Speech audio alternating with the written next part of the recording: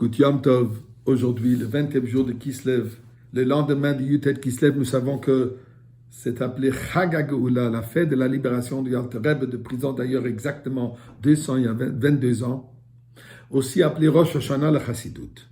Essayons de comprendre un tout petit peu, dans la limite de ces quelques moments que nous avons, qu'est-ce que ça représente Rosh Hashanah le Chassidut. Rosh Hashanah, en général,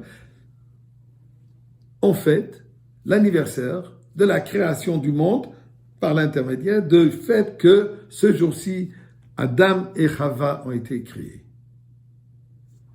C'est le moment où Dieu place l'être humain sur la terre pour accomplir la mission et le but de la création qui est indiqué au début du Chumash.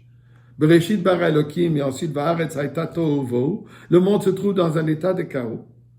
Tout de suite après, il est cité l'esprit divin qui flotte au-dessus de l'eau.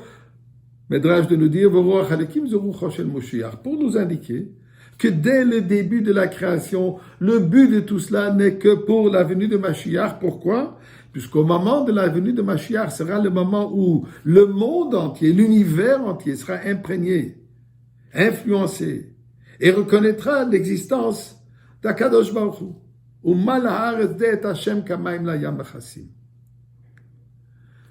C'est dans cette idée que Rosh Hashanah le Chassidut, quand l'Alter Rebbe a commencé à nous enseigner la Chassidut à un niveau de compréhension, qui a commencé la dernière étape pour cet aspect de reconnaître, de connaître Dieu. Dat Hashem Elokecha. De connaître autant que possible que la sagesse divine, la sagesse humaine nous permet de comprendre la divinité. Nous avons l'obligation, et c'est ça ce que l'Alter Rebbe a entrepris de faire, de commencer à nous expliquer l'existence de Dieu, le fonctionnement de Dieu, et en même temps de reconnaître et de connaître notre existence. Qui nous sommes?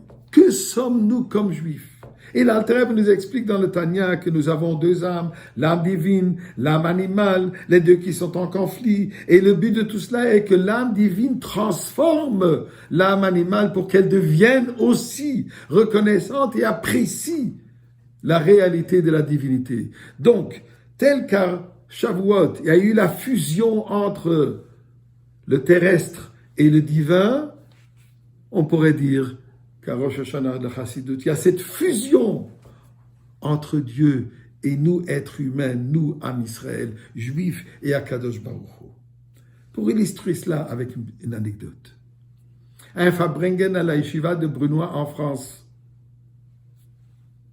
dans les années 60. Un chassid Reb Asher Batuma arrivait juste de la Russie. Pendant qu'il était en Russie, il a eu le grand mérite de se trouver dans le goulag russe, cadeau du régime communiste, pour avoir enseigné la Torah des enfants pendant quelques années. Malgré le fait qu'il n'a jamais raconté de ses expériences dures qu'il a subies, incluant qu'on a su que 2 ou 3 fois Pessah, il a dû jeûner pendant toute la fête de Pessah. Au moins, il n'a pas mangé du chametz et il a eu plus qu'un kezaï de maror d'amertume. Mais à Yutet Kislev, après quelques lechaïm, il a partagé une expérience que juste après qu'ils étaient arrêtés. Il se trouvait dans la cellule de prison avec un autre grand rave lituanien de la Russie. Bien sûr que malgré différents, mais deux juifs qui se trouvent ensemble n'importe où, et particulièrement dans une situation comme ça, ils sont devenus très proches l'un de l'autre. La nourriture consistait de 400 grammes de pain et un bol de soupe, bien sûr non cachère. Et là-dessus, ils devaient travailler 12 heures par jour, travaux forcés. La soupe non cachère, ils n'ont pas voulu manger. Quand les gardiens ont réalisé, on dit « Ah, ils n'ont pas faim !» Donc, on a diminué la ration de pain à 200 grammes. Maintenant, vivre sur 200 grammes de pain et travailler 12 heures, travaux forcés, c'est inhumain.